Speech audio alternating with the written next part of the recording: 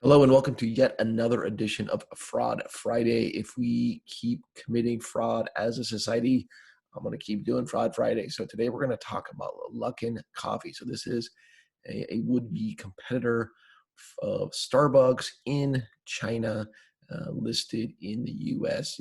This year.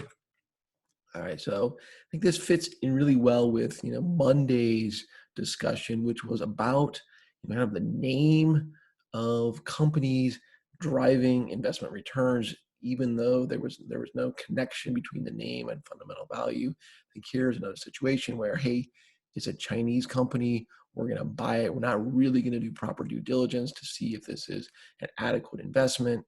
It turns out that the chief operating officer inflated revenue by about 310 million.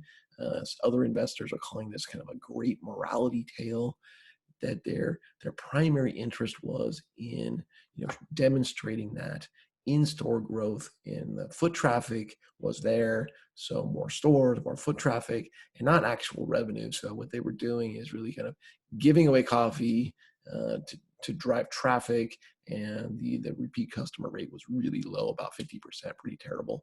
And ultimately, this month, the company gets delisted in the United States.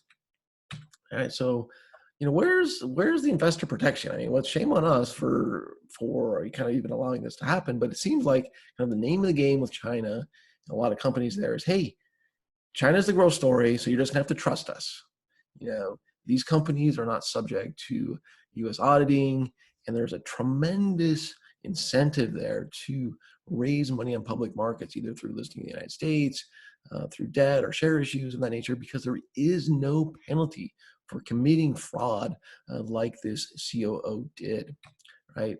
So the other thing, I just don't get it, because it's not like this is new, right? So there have been, for this company, Luckin, they've been already plagued by scandal after scandal, and their business model really made no sense. They're going to use like big data and AI to create this new business model to sell premium, like better than Starbucks coffee. But they're doing it in a market where a large percentage of the population makes less than $10 a day. I don't see where there's going to be huge demand for it. And then just in general, I mean, this issue goes back at least a decade. There've been Chinese company after Chinese company that have really had no fundamentals. They've really been kind of crappy shell companies, kind of scam companies, fraud companies, and China won't allow U.S. regulators to access their audit papers of these Chinese companies. So why are we even allowing these to list here? I think in general we should just say, look, if you want to list here, you have to have quality financial data, and we need to prevent this for investors, especially given that again, names are a very attractive thing to people. They will ignore fundamentals given that a company is in China or their name is a nice sounding name like Luckin.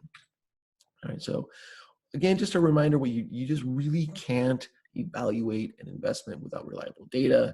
So if you're going to invest in these companies and you're just relying on the trust me data from these companies, I say good luck to you, but don't expect a tremendous amount of success. Thank you so much. I hope you enjoy the rest of your Fraud Friday.